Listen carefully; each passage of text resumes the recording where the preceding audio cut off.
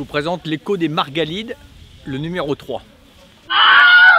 Et oui, c'est bien la nouvelle de la semaine, voire du mois, la venue de Nicolas Hulot à Poucharamé. C'est un truc de fou.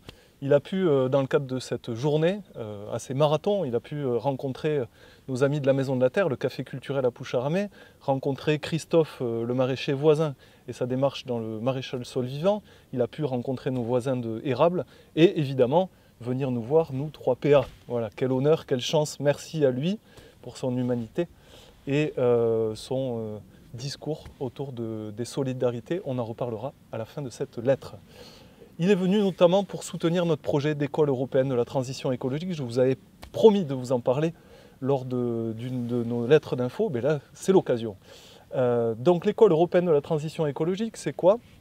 C'est l'idée qu'aujourd'hui, la transition écologique entraîne la mutation de nos emplois et de notre économie. Et pour ça, ce qu'on a envie et ce qu'on a développé, c'est plusieurs dispositifs pour accompagner les jeunes, notamment les jeunes en difficulté, ou dits en difficulté, 16-25 ans, qui sont déscolarisés ou en situation de handicap, de les accompagner dans la découverte, donc de la sensibilisation jusqu'à l'emploi, dans ces nouveaux métiers de la transition écologique. Alors ça prend quelle forme? Ça prend la forme de chantier jeunes pendant les vacances scolaires, ça prend la forme d'un parcours métier vert de 10 jours à la rencontre des professionnels de la transition écologique et de l'expérimentation in situ de ces différents métiers, 7 métiers en tout. Ça prend la forme d'un service civique accompagné en alternance entre le service civique et l'obtention d'une certification dans les métiers de la transition écologique.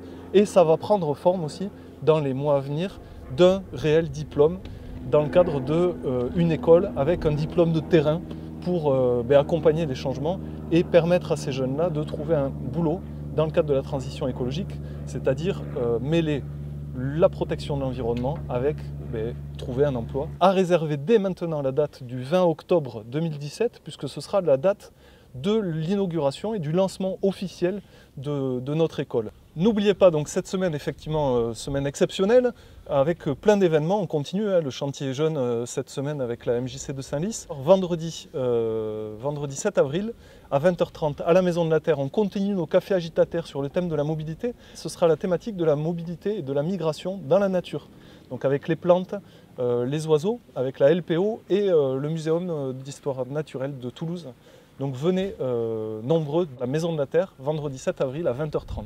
Aussi, samedi 8 avril, donc le lendemain, à partir de 9h30 ici au Margalides, un atelier autour de l'apiculture avec Jacques Darol qui nous fait le plaisir de venir de 9h30 à 13h. Venez nombreux aussi pour ce samedi découvrir l'apiculture et les abeilles dont on a bien besoin. Voilà, c'est la fin de notre troisième lettre exceptionnelle Écho des Margalides. Merci encore à Nicolas Hulot, à la Fondation Nicolas Hulot pour la nature et l'homme. N'oubliez pas, il ne vous reste que quelques jours pour voter pour nous et pour l'école européenne de la transition écologique sur le site de la Fabrique à Viva. Il ne reste que 4 jours, donc foncez, donnez-nous vos 10 votes et ça nous permettra, si on se retrouve dans les 200 finalistes, d'obtenir un financement de 3 000 à 50 000 € qui pourra permettre la pérennisation du projet.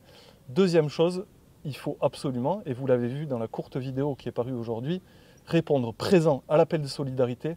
C'est une urgence sociale, une urgence solidaire. Allez-y pour faire entendre les voix des associations, des ONG et de nous tous qui voulons mettre les solidarités au centre de cette campagne électorale. Merci. Présent !